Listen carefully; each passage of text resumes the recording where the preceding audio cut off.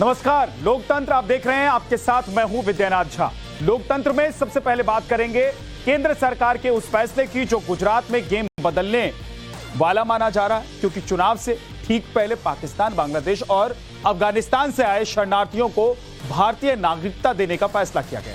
अब सवाल यह है कि क्या पाकिस्तान के हिंदू गुजरात के गेम चेंजर साबित होंगे? गुजरात की शरणार्थी बस्तियों से देखिए हमारी ये एक्सक्लूसिव।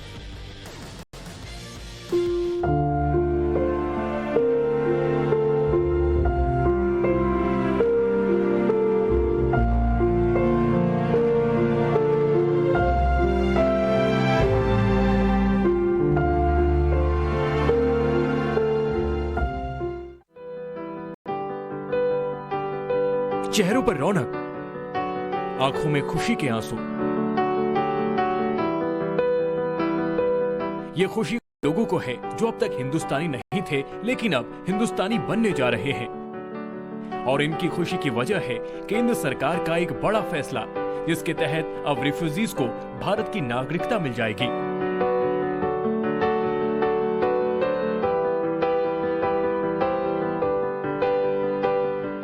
सबसे पहले आपको बताते हैं गृह मंत्रालय की तरफ से जारी नोटिफिकेशन में क्या है। इसके तहत पाकिस्तान, बांग्लादेश, अफगानिस्तान से आए लोगों को भारत की नागरिकता दी जाएगी। इन लोगों में हिंदू, सिख, बौद्ध, जैन, पारसी और ईसाई समुदाय के लोग शामिल हैं। अब आप सोच रहे होंगे क्या सभी रिफ्यूजीज को लेकर यह फैसला लिया गया है? तो आपको बता दें कि अभी यह फैसला गुजरात के 2 जिलों के लिए लिया गया है, जिसमें आनंद और मेहसाना जिला है, जहां के शरणार्थियों को भारत की नागरिकता दी जाएगी। जैसे ही गृह मंत्रालय का आदेश आया, गुजरात के इन 2 जिलों के शरणार्थियों में खुशी की दौड़ गई और वो आज भी पूरी हो गई, जिसे वो सिर्फ सपना ही समझ रहे थे। जैसे ही नोटिफिकेशन जारी हुआ, टाइम्स नाउ नवभारत की टीम निकल पड़ी गुजरात। टीम सबसे पहले पहुंची गुजरात के आनंद की उस बस्ती में जहां सालों से शरणार्थी रह रहे हैं। ही वो कॉलोनी है। आप देख सकते हैं कि इस कॉलोनी में किराए पर इन्हें किसी तरीके से यहाँ के जो सांसद हैं उन्होंने व्यवस्था की है यहाँ पर रहने की। अब हम आपको उन लोगों से भी मिलवाते हैं, उनका दर्द आपको बताते हैं कि आखिर क्या कुछ उन लोगों ने सहन किया है, क्या क्या सहन नहीं किया है। जब वो पाकिस्तान में थे तो पाकिस्तान के जो दूसरी जाति धर्म के लोग थे वो उन्हें प्रताड़ित करते थे, मारते थे, उनकी पत्नियों को, उनकी बहनों को, उनकी माँ को प्रताड़ित करते थे, उन्हें प्रताड़ित करते थे। पाकिस्तान के सिंध प्रांत से आए राजा भाई से जब टाइम्स नाउ नवभारत की टीम ने बात की तो उन्होंने अपनी पीड़ा बताई। टंडोलियार सिंध प्रांत से क्या स्थिति थी वहाँ पर और कब आप लोग आए यहाँ पर? हम 2013 में आए। 2013 में किस तरीके की परिस्थितियाँ थी वहाँ पर जो आप लोगों को वहाँ सब कुछ छोड़ के आना पड़ा? बस अपने धर्म के लिए आना पड़ा यहाँ। परेशान करते थे? हाँ, थोड़े बहुत परेशानी होती। प्रताड़ित करते थे? हाँ, थोड़े बहुत प्रताड़ित करते थे। देखिए, आपका नाम जानना चाहेंगे? मेरा बुरा भाई कच्ची। बुरा भाई, पाकिस्तान में आप कहाँ से? सागर जिले से। सागर जिले से।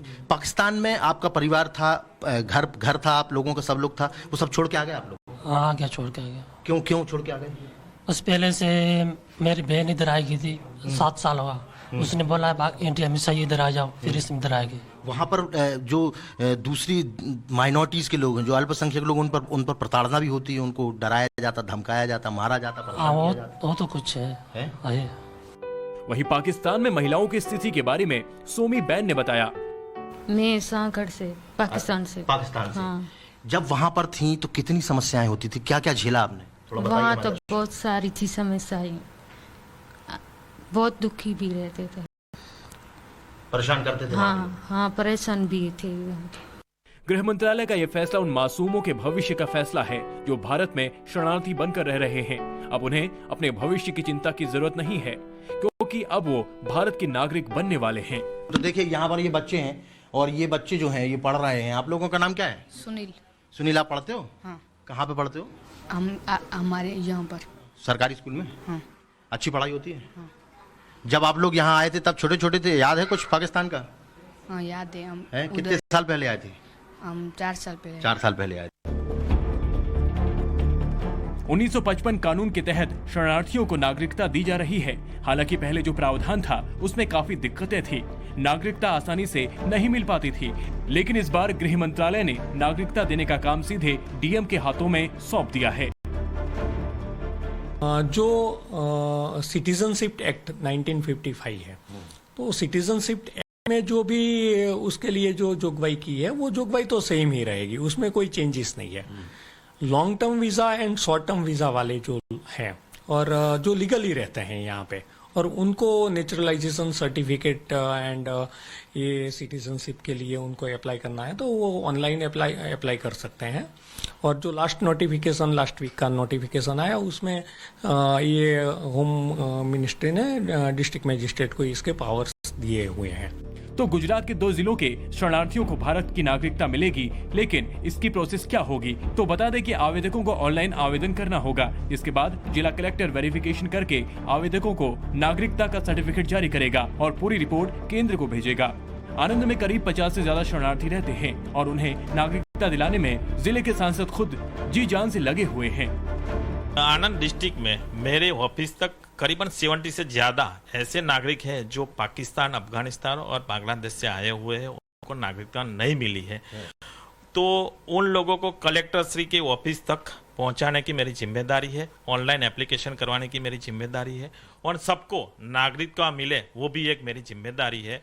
मेरी ऑफिस तक अभी तक 22 से 25 ऐसे नागरिक हैं वो खुद आए हुए हैं और मेरी ऑफिस का कांटेक्ट किया है, मैंने कलेक्टर ऑफिस तक उनको पहुंचाया है और ऑनलाइन एप्लीकेशन करने के बाद उनको तुरंत नागरिकता मिले और कलेक्टर श्री ने भी बोला है। आनंद के अलावा मेहसाना के कलेक्टर को भी नागरिकता देने का जिम्मा सौंपा गया है।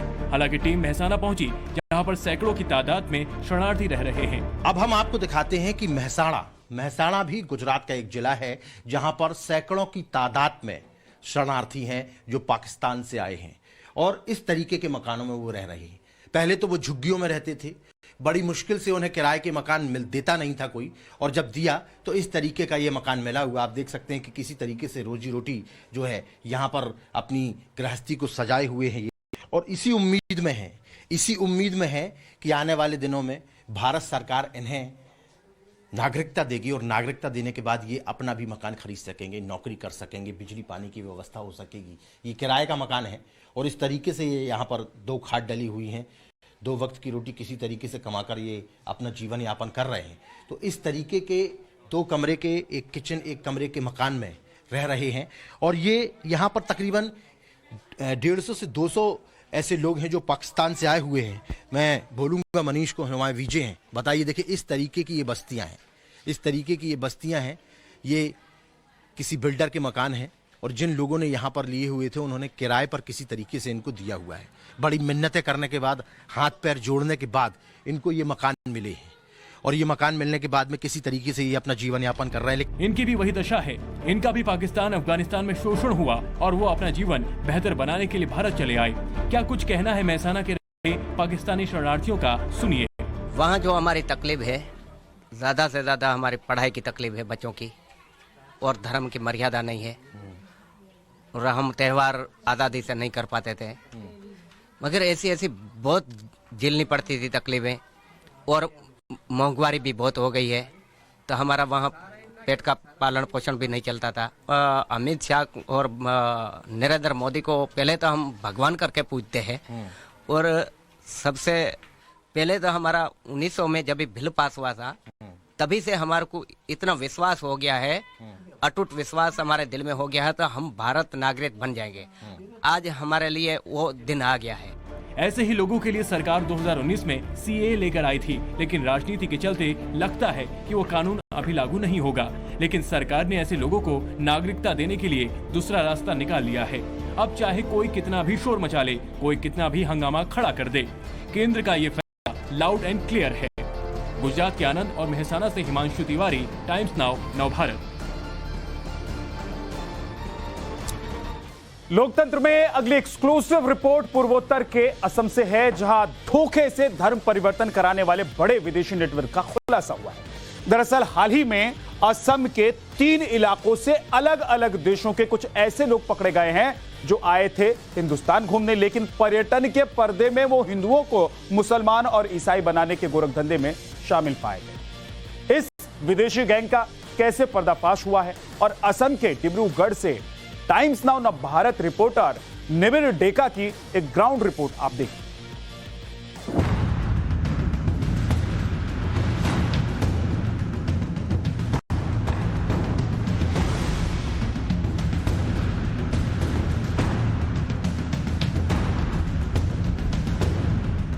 17 बांग्लादेशी गिरफ्तार,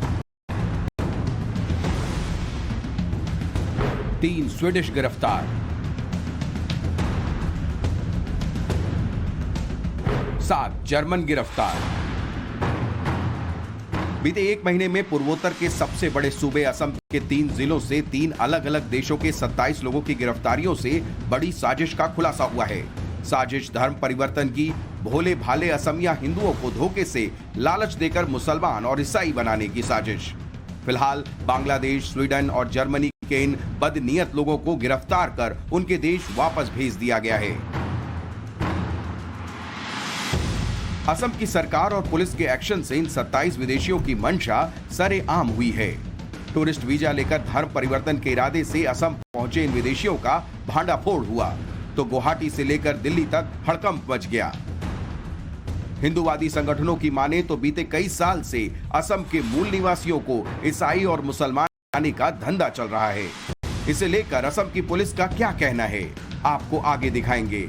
फिलहाल आपको डिब्रूगढ़ जिले के घिनाई इलाके में लेकर चलते हैं, जहां टूरिस्ट वीजा लेकर स्वीडन से आए ईसाई मिशनरियों से जुड़े लोगों पर आदिवासी हिंदुओं को बरगलाकर धर्म परिवर्तन कराने का सनसनीखेज खुलासा हुआ है।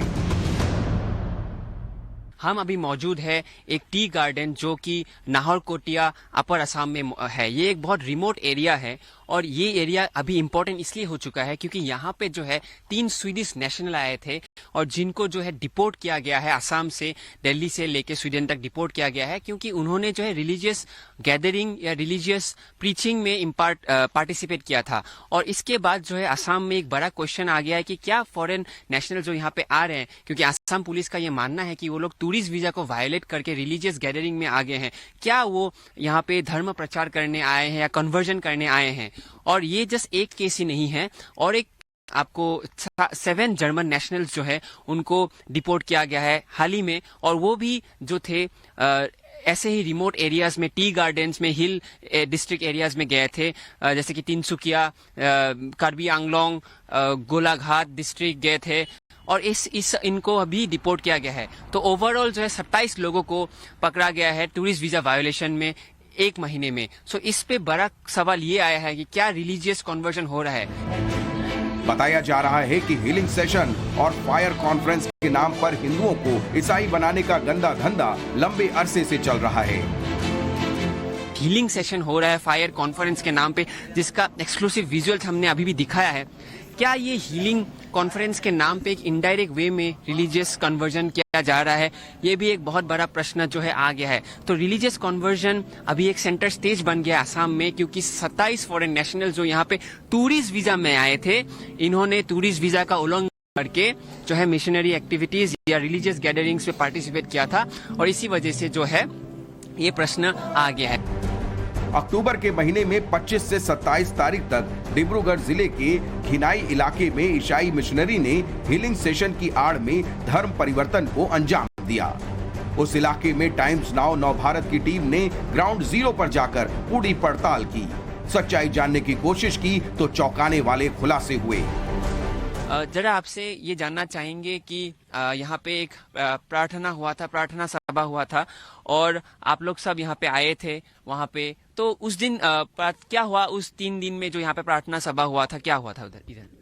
नमस्ते, मैं इस प्रार्थना सभा के बारे में कहना चाहता हूँ कि यहाँ 3 दिन का प्रार्थना सभा का आयोजन किया गया था और यहाँ बहुत सारे भीड़ हुआ था, और जिसके खास बजट है यहाँ शांति और प्रार्थना के लिए। तो जिन लोगों ने यहाँ पर आए थे वो शांति और प्रार्थना, चंगाई चाहता, चंगाई और छुटकारा, इस दुनिया के तमाम जो उनके जीवन में प्रॉब्लम था, समस्या है, उन सारे बातों के लिए, चंगाई और छुटकारा के लिए वो लोग विश्वास किए थे, और इसीलिए उसके आधार पर यहाँ जो प्रार्थना कर कर ठीक हुए। उनके जीवन में जो बीमार था या कोई भी मानसिक मेंटेलिटी कोई भी था, उन सारे समय से उनको आजाद मिला। इसीलिए यहाँ बहुत सारे लोग 3 दिन लगभग बहुत सारे आदमी आकर यहाँ चंगाई और छुटकारा मिली प्रार्थना के जरिए। सुना आपने, दावा है कि ईसाइयों की प्रार्थना सभा में जितने बीमार और लाचार लोग पहुंचे, सब के सब ठीक हो गए। जाहिर है ऐसे दावे का सच्चाई से दूर दूर तक कोई नाता नहीं है।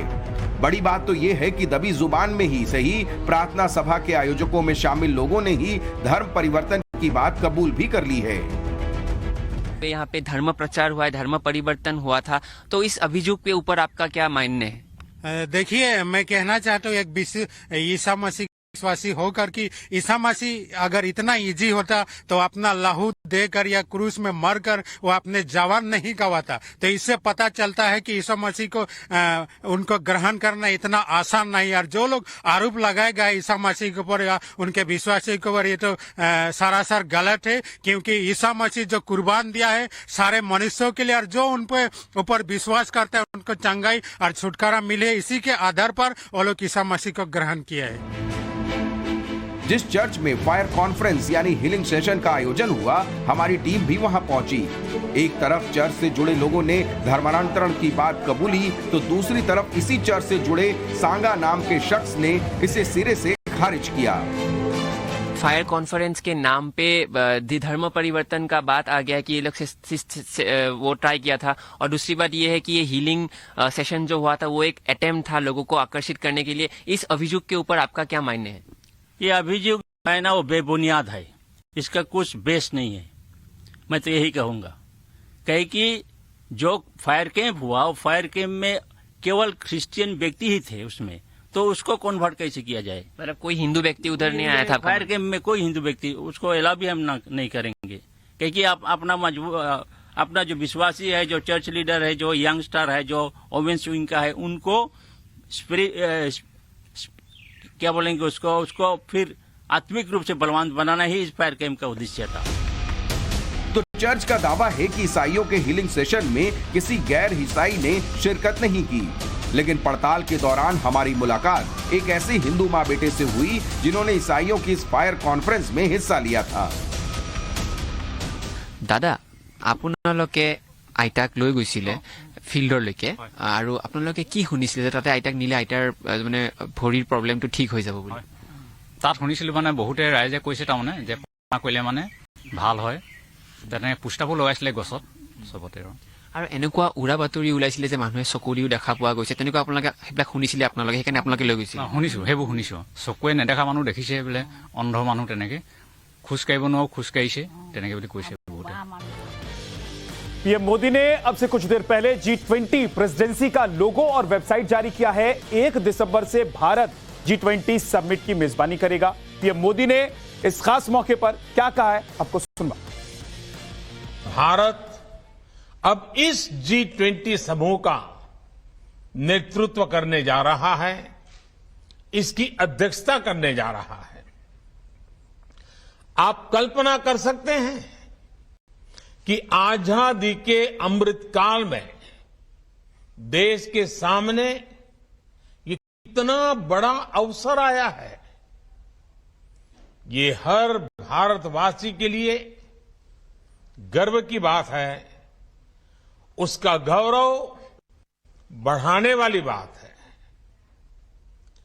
और मुझे खुशी है कि G20 समिट को लेकर भारत में होने जा रहे इससे जुड़े आयोजनों को लेकर एक और छोटे से ब्रेक का है।